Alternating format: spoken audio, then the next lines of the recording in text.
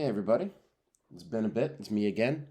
This time with another update. As you can tell by the title of this podcast, we're making some changes to the release schedule of this podcast in order to ensure that it can continue to exist within the confines of the new life that I have found here in Philadelphia. I have an unscripted episode planned where I just talk about what's been going on in my life and why that means that we're changing it. But for those that don't give a shit about that and just want to know, hey, what the hell happened to this podcast? I was following it and now it's 2 months and I haven't heard a damn peep. The upshot is that we're going to be moving this podcast to where it releases seasonally. And by this, we mean when I'm not working. So, winter break is when we're going to be coming back to Trails to Azure to finish it up. Maybe we can get Nayud in there, but it's also winter break, so I'm going to be traveling, and the SES conference is in Philadelphia, so I got to do that. But at the very least, Azure is going to be done around that time. But frankly, this is probably going to become a summers only project, which will mean that, yes, the podcast is not going to grow that much because we're not going to be able to have a consistent schedule. But in terms of a scholarly or art project of just getting through these games, frankly, the summer right now seems like the only time that it would be possible to do that with the life that I'm currently leading now.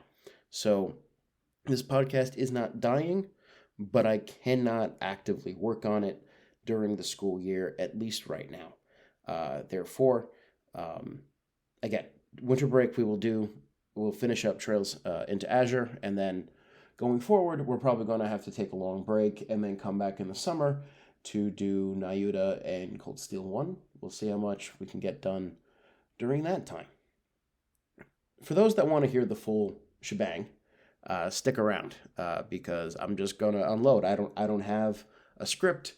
You can tell in my voice probably I'm a bit tired. It is the morning time. I got my coffee, but I figured we have gone on long enough that I should probably let y'all know what's going on. So, as I said in the last update video, I now live in Philadelphia. I took a job as a Latin teacher in West Philadelphia at a school called Boys Latin with a really noble mission. The mission is to make sure that the students who attend Boys Latin, which is largely sourced from the West Philadelphia area, actually make it to college. Especially, this is an all-boys school, essentially all-black school, and the matriculation rate from high school to college in that area for black men in particular is abysmal. It's something like 3.2% of black boys in West Philadelphia make it to college. And this school, its entire mission is to push that number up so that they have better economic opportunities going down the line. Really noble mission. And the way that they want to do that is, yes, broad education and everything, but everybody has to take Latin because of the byproducts that a Latin education can bring you. By learning Latin grammar, you also get better at your English grammar. You learn how to break things down, solving big, intricate sentences like they're puzzles. At least if you're doing it in the traditional way, which is how I teach. All of these products of a Latin education help you in other things, although clearly I don't think we're raising classicists here. At least that's not the goal. Maybe some people do go off to become a classicist in college, but that's not the goal of why they're learning Latin. All of this stuff sounds good on paper, and I don't regret taking the job. And I'll talk about the positives as we go on. But guys, this is the hardest job I've ever had in my life. I've criticized academia before. I think that the reward incentive structure is insane. That being said, sometimes you don't know what you got till it's gone. And again, I don't regret the choice that I made, and I think that this is the start of a career in education for me, at least for now. But in college, when you're teaching, either the kids want to be there, and so they're going to engage at least somewhat, and then you have something to work with. Or if they don't want to be there, they shut the fuck up. And they either don't show up to class or they sit there on their laptop or sleep or whatever, and nobody's hanging over you to make sure that you are ensuring that all kids are engaged.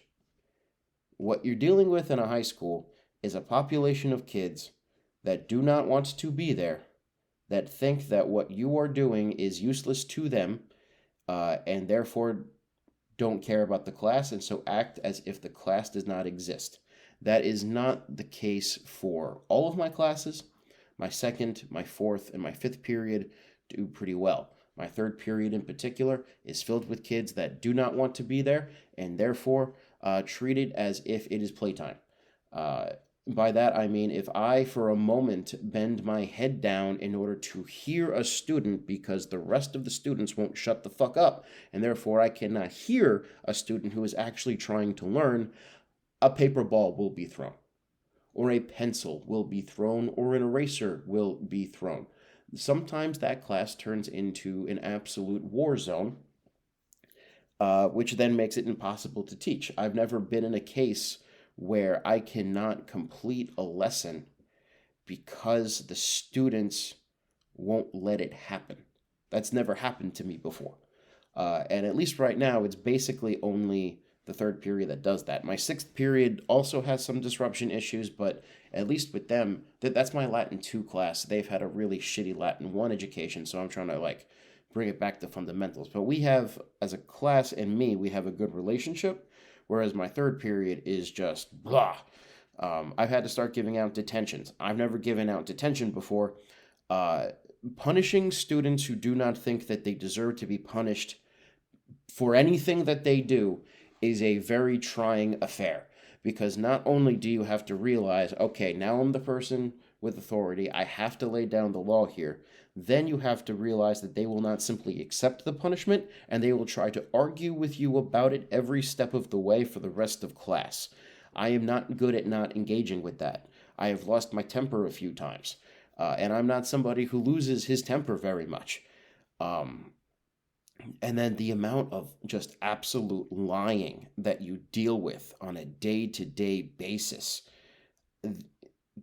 I remember being a kid. I remember lying to my parents about homework, and I'm sure that I've lied to my teachers about... I know for a fact in middle school that, yes, I've lied to teachers about assignments that I didn't do, telling them that I've turned them in when I didn't, in the hopes that they would just give me the points. And sometimes it worked, and sometimes it didn't work. And now I'm realizing why it worked, because frankly, sometimes it's easier to just put in the grades because you don't want to have another argument with somebody who's going to lie to your face the entire time. I don't just put the grade in, at least for the most part, but it's a big thing. I'm used to being able to deal with people that are coming, we're both coming with good faith, and let's figure out the issue. But I've never experienced where you see somebody do an action, you call them out on doing the action, and then they turn to you and say, "No, I didn't do anything wrong," all the time. It's incredibly draining, this work that I'm doing. I love education. Oftentimes it feels like my job is less about educating and teaching and more about behavioral control. Which is something that I've never had to do before, have never really been trained on doing it before. All of that is to say that when I get home at the end of the day, I am exhausted. Not as much physically, but mentally and spiritually and emotionally drained. And I have not been playing video games that often. Sometimes I'll pick one up and I'll play it for a bit, but I'm starting to realize that I'm starting to avoid them because they make noise. And I know how odd that sounds, but I spend 8 hours a day surrounded by chaos, by absolute mayhem. Again, some periods better than others. I have my fourth and fifth periods are not chaotic, and that's a bright time. But surrounded by chaos the vast majority of the day. I'm given 2 planning periods. I gotta love it when Apple just makes noise when I'm trying to record these, putting this on Do Not Disturb. I have 2 planning periods, so I teach 6 classes, and then 2 periods are mine in order to do my grading and prep the next lesson, which, by the way, is not enough time to do any of that. But it's compounded by the fact that the school does not have enough classrooms for the amount of classes that it's teaching. So no classrooms are empty during any period. There's some exceptions which I'm lucking out on, but my room is not one of them. Latin 2 is being taught in my room during my planning period, and my colleague sucks at classroom management. I'm not saying that I'm great at it. I just told you at my third period that I'm having problems with. But at least for the most part, I make an effort to get the kids to shut up and pay attention and not walk around the room and do whatever they want, completely ignoring instruction. I've given out consequences. My colleague who teaches Latin 2 in my room does none of this. And there are times where students come to me during my planning in her class trying to ask me for help on their work because they can't hear the teacher. Or they are trying to talk to me about this kid did that. Can you write him up? This kid did that. Meanwhile, I cannot focus. I can't do what I'm supposed to do because it is mayhem all around me. I'm working on strategies I'm looking for different locations to go to in order to solve that, but it's tough, and it means that I'm not getting all the work done during the work day that I should be getting. On top of that, there's also like, oh, your planning period is free. This is when we're going to have a meeting. This is when you're going to go do an observation of another class. Here's when we're going to have professional development, all of which takes away from my ability to actually do my job during my job. So yes, I come home and I'm drained, and oftentimes I still have to work.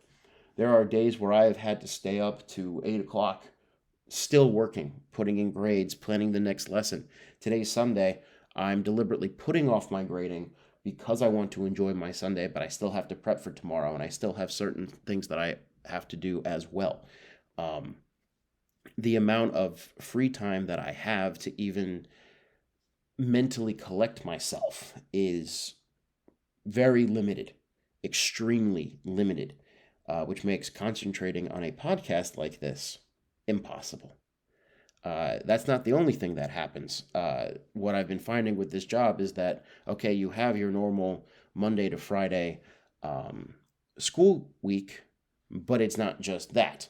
Back to school night happened, what was it, a week ago, 2 weeks ago? So, no, I'm not going home from my school until 8 p.m. By the way, I get up at 5:30 in the morning every day now, so I can get to school at anywhere from 6:30 to 7, so I can get my copies done, so I can make sure that my classroom is in order, because invariably it is disheveled from either the Latin 2 classes during my planning period that have now moved all my desks around again as if they own that space, so I have to put them back. Or now I've been realizing also the janitor will just move my desks around wherever the fuck he wants so he can vacuum when I'm in there and make noise, but also then destroys my room in that way, and I have to set it back up again. So let's not forget about that. So I need to get there early in order to do all of that. Then the kids come. It's nonstop, nonstop, nonstop, nonstop, nonstop. And then sometimes I have to stay even later for an event or for something else that I have to do for the school. Also, Boys Latin has Saturday school, in which all of the failing kids are mandated to come in order to make up the work that they haven't done. And we are as faculty, we are mandated to go at least 5 times throughout the year. And I misunderstood precisely what was going on. I actually signed up for 7, and I need to figure out a way to get out of that. But so that happens every other Saturday. Yesterday was one of those days. It was the second Saturday of school. And that is complete mayhem, because just imagine this, my friends. Most of the time, students are failing because they're not paying attention or they're not turning in their work. So then you incentivize them with the ability to do late work and then turn it in for nearly full credit, which means that they now don't think that they ever have to do classwork because they can just make it up at home, where they can look things up on Google, no problem, and then cheat very easily. Now I can then see that they are cheating, and then they get pissed off when they get low grades because they've been cheating. So then they come into Saturday school, demand all of the work that they did not do during my class, and then proceed not to do it again because they're surrounded by all of their friends who also have not been doing the work. And so they start doing things like shadowboxing and running around and hitting each other and yelling. Glory be to the few who actually have come and have put in work to raise their grade. There's a few of them that have done that. And sometimes there are kids that are succeeding that come into Saturday school to help their friends who are not succeeding. And that's great. That's really positive. But then you also have like these little groups of hooligans who are not there to do anything, but I still have to treat them like they are. So now I need to go put in more zeros because kids were supposed to have taken their quizzes who were not there. And instead of doing that, they just played around. So now Daimir gets a 0 in his grade book for that, and he's going to be pissed at me that he's failing even worse, even though it's completely his fault. So that's fun. Progress reports go out tomorrow. Cannot wait for that energy. So I'm exhausted because the weekend's supposed to be the time to recuperate so you can prepare for the next week, but sometimes even the weekend is part of the problem. Today, I want to go and visit some used bookstores because, God damn it, I need to do something fun in my life. And since I have moved to Philadelphia, practically all I have done is go to work. I've been to one brewery one time to reconnect with an old girlfriend of mine, but that's about it. And then she is dating somebody else right now, so I can't even pursue that. I'm exhausted, and this job is all encompassing, and so I can't concentrate on this podcast right now. I don't want to cancel it. Kevin and I don't want to cancel it. We're going to see how this seasonal change works. I hope that means that we can at least continue it. And then it'll all be out on the internet for anybody who stumbles across it. And I think that the effort of going through the series in the way that we're doing is just an interesting way of doing a series. And nobody is doing it for trails. As far as I know, the only other podcast is the Kaseki Cast, and they put out an episode once a year. Now, granted, I guess we're kind of becoming a little bit like that, but we had a pretty good run of doing it pretty consistently anyway. I don't want to end this completely on a negative note. Again, there are positives to my jobs. The relationships that I'm forming with some of these students is really rewarding. Sometimes you can land on a lesson and get everybody engaged. By sometimes, I mean so far it's happened for me once. But that once was the last class that I taught. The end of my Friday for my 6th period, been struggling to get them to concentrate on declining adjectives. How we can get through and one day 2 adjectives and that's it is insane to me. But I managed to turn some things around and have them come up to the board and write it up. And then we started having people like cheer on their friends for writing a correct Latin form. And all of a sudden, that's when learning is happening. And that's when the joy of learning is happening. And I felt like I finally captured what I had been missing in that class. And I had finally captured what made teaching so intoxicating for me in the first place. That it was that energy was much easier to cultivate at Cornell. Even though the kids were not as prepared as I would have liked them to be, at least they were willing to participate in that process. Here it's a different story, but at least for the 6th period on that Friday, I captured it, and that was great. I went home feeling great about myself, even though I had also handed out 5 detentions the day before to those kids because they would not shut the fuck up. The amount of yelling and just random yelling stuff out. Also, look, I'm 30. I'm also pretty good at picking up on slang, but some of this new slang doesn't make any sense. Can somebody please explain to me what the fuck a skippity toilet is? You see, I don't go on TikTok, but you see TikToks and Reels and Instagram posts about skippity toilet. It's real. They're saying it. What I find astonishing is that the lexicon of kids is both nationalized, but changes rapidly. So all throughout the day, I hear things like skippity toilet, skippity W Ohio Riz. Everybody's talking about ditty parties. Once I taught them the word money, pecunia in Latin, it's give me my money, give me my money. I don't even know where the fuck this comes from.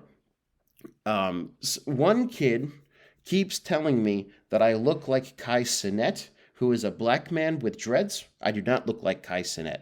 Then some other kids are telling me that I look like Queso, who is a fat-ass streamer, and I do not look like Queso. I am a big man, but I do not look like Queso. And they act like it's a compliment, and I know that they also know that it's not a compliment, and they think that they're pulling one over my eyes.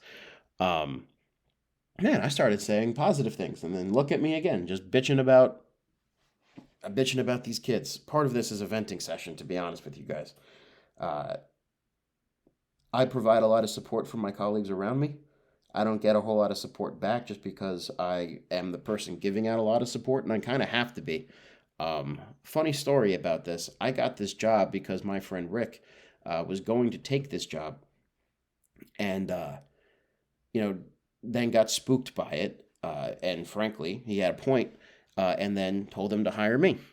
And so we had a full Latin department. Me and the head of the department and two other colleagues were also new hires.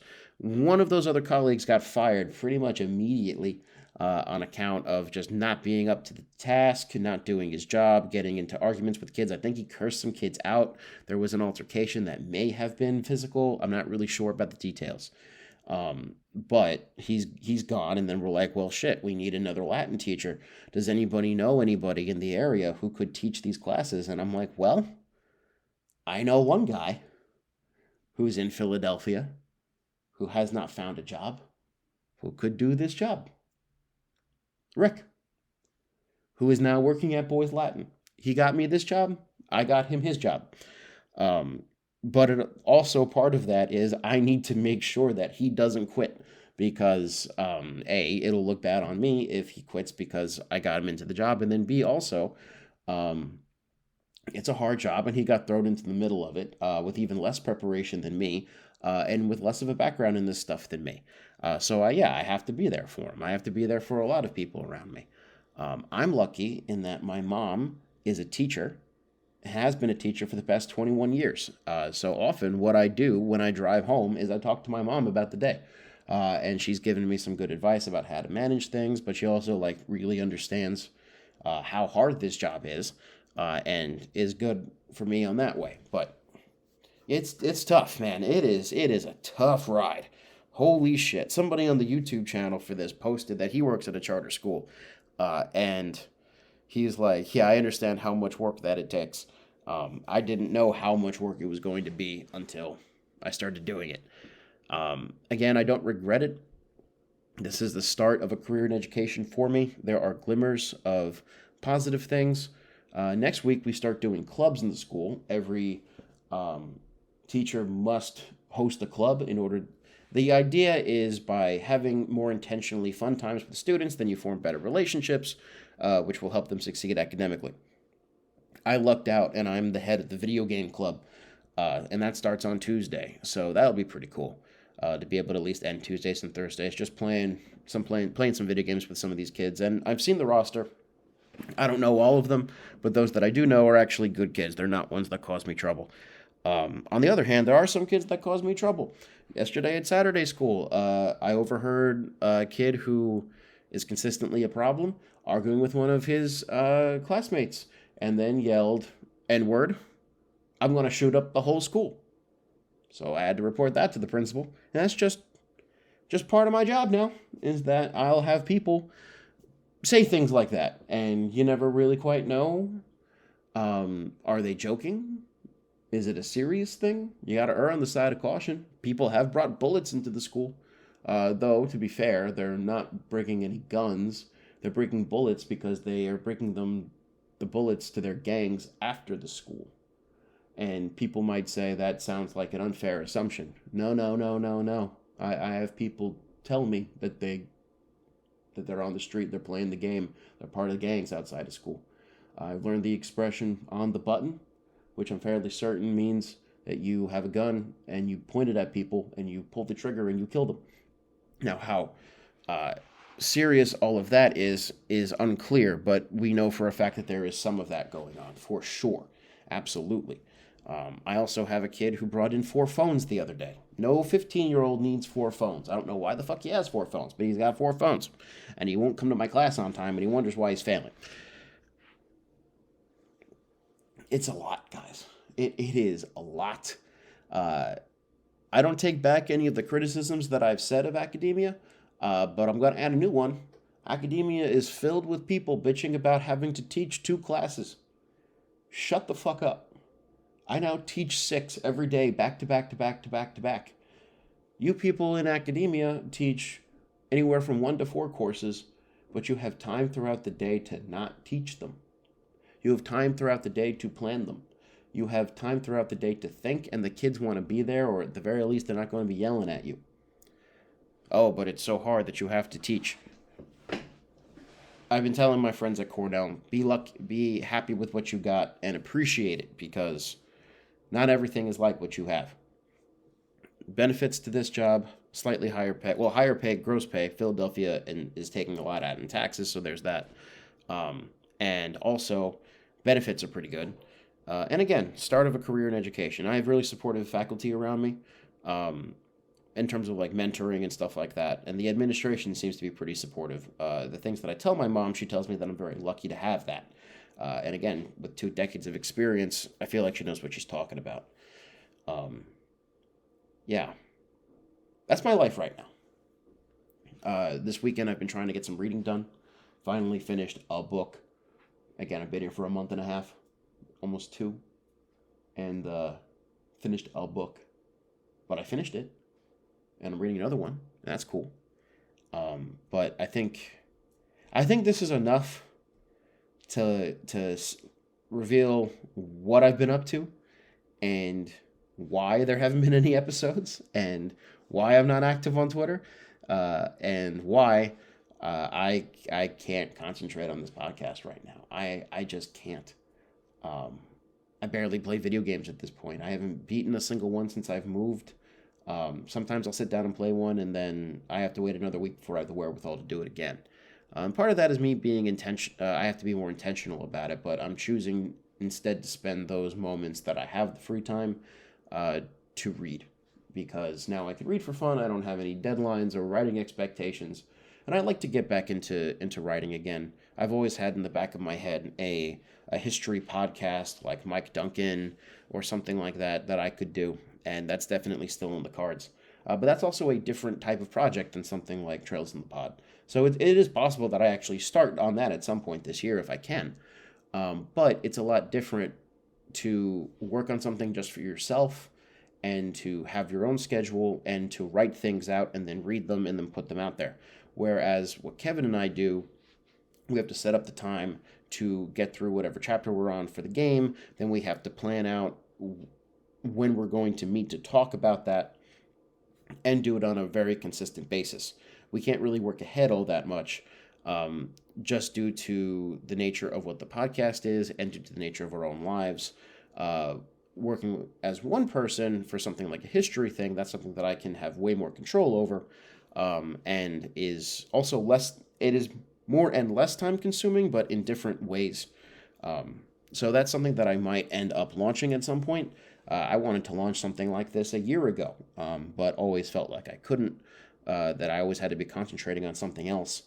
And the reason for that, and this is one of the benefits to the job that I have right now, is that with academia, it was constantly, you need to be doing X, Y, and Z so that you have a chance to continue in this system and a chance to have a job next year. So I couldn't really ever let myself focus on developing like a history podcast, because I'm like, well, I need to get this out, or I need to do this, or I need to apply to this job, or I need to do X, Y, and Z so that I can continue to pay my bills the next year, which ultimately didn't even happen anyway. With this job, it is very clear that so long as I want to stay, I can stay, because they see the effort that I'm putting in. They know that I'm working hard. I've been getting a lot of critical feedback. But critical, I mean, there's a coaching system that I'm in. The principal is my coach, and we're trying to work out some of my issues that I know that I have, and I have specifically asked for help on it.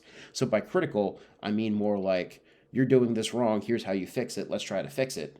But I've also gotten really positive feedback in terms of like people observing my classes, or things that they're hearing what's going on. So they see how hard I'm working. They know I'm not going to break. I will not break. Despite how exhausted I am, despite how hard this job is, I will not break, and I will continue. It is nice to know that I have a job here next year. They hired pretty much all new faculty. Like half the faculty is new. So they cannot afford to fire people. They're trying to hold on to people. And I already know that there are some people that they have hired that are already thinking about quitting. One of my colleagues I was talking to yesterday during Saturday school, and I told him my job was to last for 3 years. And he said, my job is to last, I'm hoping to hold on until Christmas. I'm already looking for other stuff because it is running him into the ground. It's running us all into the ground. But I'm able to hold my head above water and keep going in ways that other people aren't. But the upshot to all of that is that I don't have to worry about where my paycheck is coming from next year, which means that I can start to work on, okay, yes, this job takes me a huge amount of time, and I need to figure out how to curtail that. But also, once I do figure out how to curtail that, I can explore my other passions and maybe finally put this history podcast idea into practice, because then it will become something that I do on the side for me that is not actually taking away from something else that is related / very, very important. That's what I'm thinking right now. This podcast is something fun that I do with Kevin that I want to see continued and will continue, but is also not on the highest level of my priorities right now. With that being said, guys, I think I have rambled long enough. All of that was unscripted. All of this is my first take. And I'm not really going to be editing this either. So for those that have stuck around to listen to this whole thing, I appreciate you. I hope you have a fantastic day. I hope that I have a fantastic day. And I guess, yeah, at some point during winter break, Kevin and I will come by and we're going to finish up Trails into Azure. I still need to do the finale. Maybe I can get him to play it again. We'll see. And then it's probably going to be summertime after that. But again, we'll see. I appreciate you guys. You have an excellent day. Bye-bye.